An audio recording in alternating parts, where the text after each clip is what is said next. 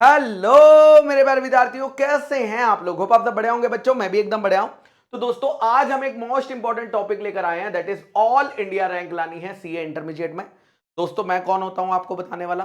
देखो, एक तो मैं फैकल्टी हूं, इसलिए बता सकता हूं, और खुद सीए में मैंने दोस्तों 2 बार ऑल इंडिया रैंक लाई है, एक बार इंटरमीडिएट लेवल पे और एक बार फाइनल लेवल पे।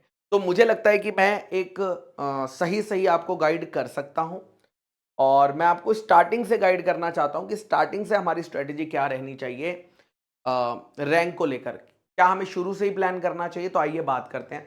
दोस्तों, हम आपकी सीए इंटरमीडिएट की जर्नी को 3 पार्ट्स में बांटेंगे। सबसे पहला फेज होता है दोस्तों क्लासेस, जब आप क्लासेस देख रहे होते हो। दूसरा फेज आता है दोस्तों जो होता है सेल्फ स्टडी का फेज, और तीसरा फेज होता है दोस्तों एग्जाम टाइम का। ठीक है, मोटा मोटा अगर मैं मान के चलूं तो फेज 1 आपका सबसे लंबा पीरियड रहेगा। सबसे लंबा पीरियड, सबसे ज्यादा टाइम जो इन्वेस्ट होता है वो ये, और इस टाइम को हमें बहुत प्रैक्टिकली बहुत ही अच्छे तरीके से यूज करना है।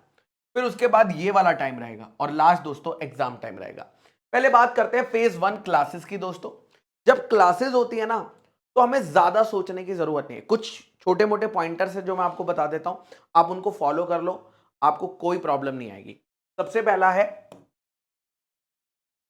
डेली क्लास अटेंड करना। दोस्तों, जरूरी नहीं है कि आप लाइव अटेंड करें, आप रिकॉर्डेड करें, इट्स ओके। मोस्टली रैंकर्स मैंने देखा है रिकॉर्डेड ही करते हैं, बिकॉज वो टाइम से पहले अपना सिलेबस कंप्लीट कर लेते हैं। ठीक है, तो दोस्तों डेली क्लासेस अटेंड करनी है, लाइव करनी है, रिकॉर्डेड करनी है, that is your choice, personal choice. I am not saying anything on this, I am just saying watch daily. ठीक है, डेली क्लास अटेंड करने के बाद दोस्तों जो क्लास के नोट्स आपको प्रिपेयर करने हैं वो साथ साथ प्रिपेयर करते चलना।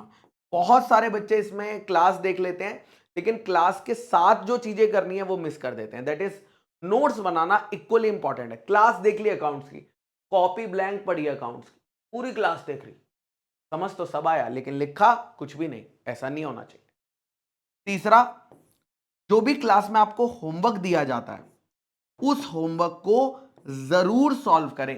टीचर क्लास में खुद सॉल्व करता है और होमवर्क में आपको सॉल्व करने के लिए देता है। एग्जाम में किसको सॉल्व करना है, टीचर को कि आपको?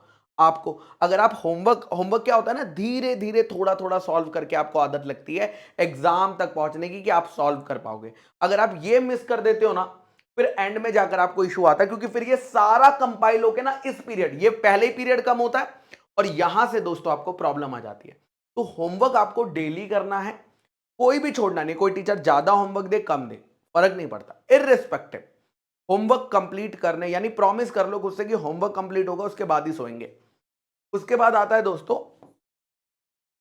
Revision, that is revision. अरे सर रिवीजन, सर रिवीजन तो यहां करना होता है। अरे नहीं भाई, रिवीजन वहां भी करना होता है, बट यहां पर जो डेली आपको पढ़ाया है उसको डेली रिवाइज कर लो।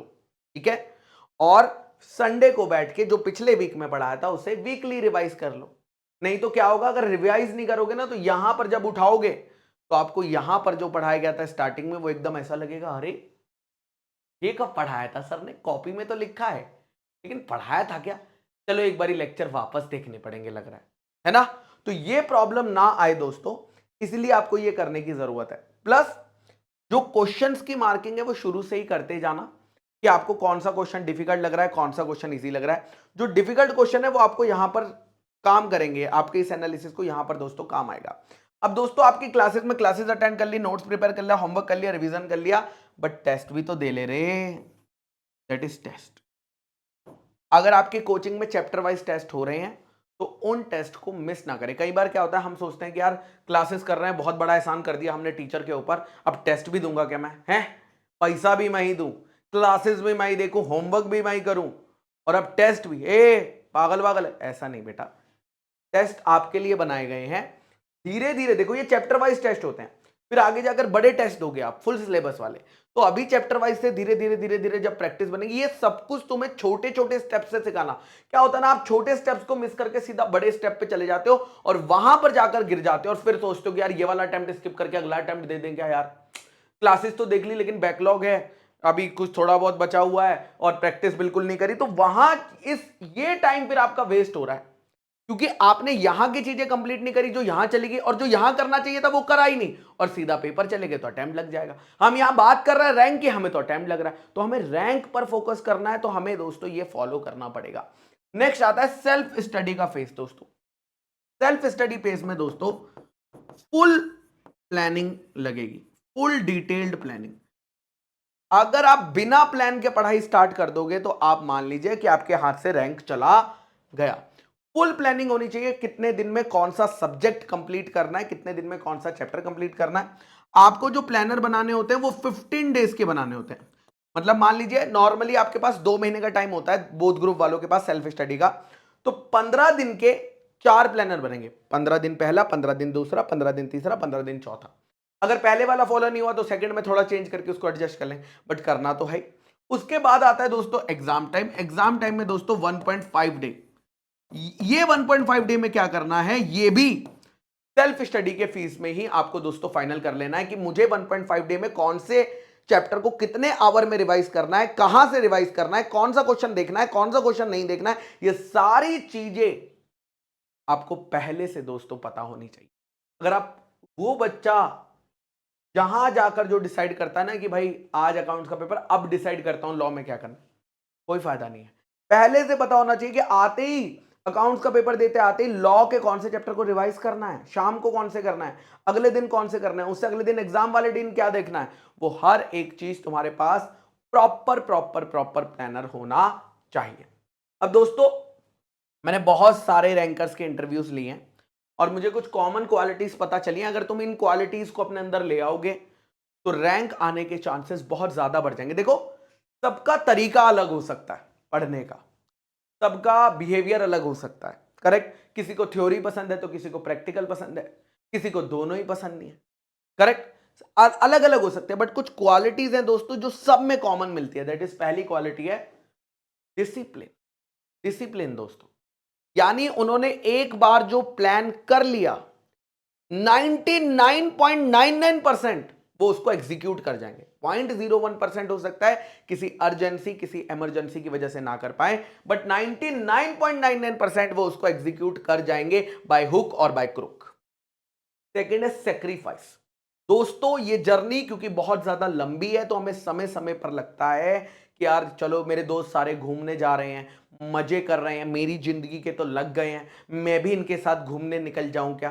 तो दोस्तों वहां पर याद रखना कि अगर आपका ड्रीम है ऑल इंडिया रैंक लाना, वो भी फर्स्ट अटेम्प्ट में करना है, तो दोस्तों सेक्रीफाइसेस करने पड़ेंगे। कहीं ना कहीं you have to give priority to your CA intermediate syllabus than other things of the life, ठीक है।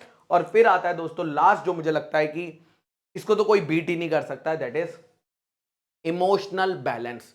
दोस्तों सीए इंटरमीडिएट का सिलेबस फाउंडेशन के मुकाबले इतना ज्यादा है ना, इतना ज्यादा है भाई। बच्चा एग्जाम देखो जब शुरू होती है ना जर्नी तब नहीं टेंशन होती, एग्जाम जब पास आ जाते हैं लास्ट 30 डेज में टेंशन होने लगती है।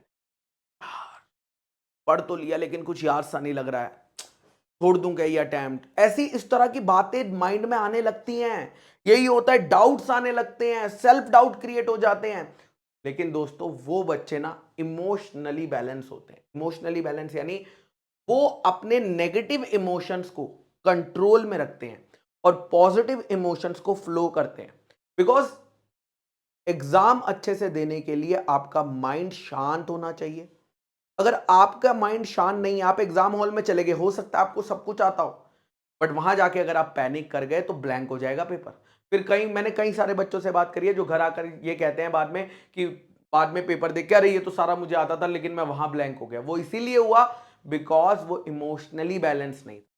इमोशनली बैलेंस को अगर आप इंक्रीज करना चाहते हो ना, मुझे लगता है एक सबसे इंपॉर्टेंट चीज जो आप कर सकते हो वो ये है कि आप पिछले अटेम्प्ट के सारे सब्जेक्ट्स के पेपर 3 घंटे लगा के सॉल्व कर दो। क्योंकि आपको क्या हो जाएगा ना, एक इन्वायरमेंट मिल जाएगा कि यार पेपर ऐसा आता है और ऐसे लिखा जाता है। फिर जब आप पेपर में जाकर लिखोगे ना तो आपको वो पहली बार नहीं लगेगा कि आपको डर सा लगेगा, आपको लगेगा अरे ये तो मैंने अभी कुछ दिन पहले ही किया था। तो वो आपको जो डर है, जो फियर है, जिससे आप डर रहे थे, वो उस फियर को कंट्रोल कर लेता है दोस्तों, ठीक है। सो आई होप दोस्तों ये वीडियो आप लोगों के लिए हेल्पफुल रहा होगा। अगर आपको कोई और स्ट्रेटेजी भी चाहिए तो मुझे जरूर बताइएगा। Thank you.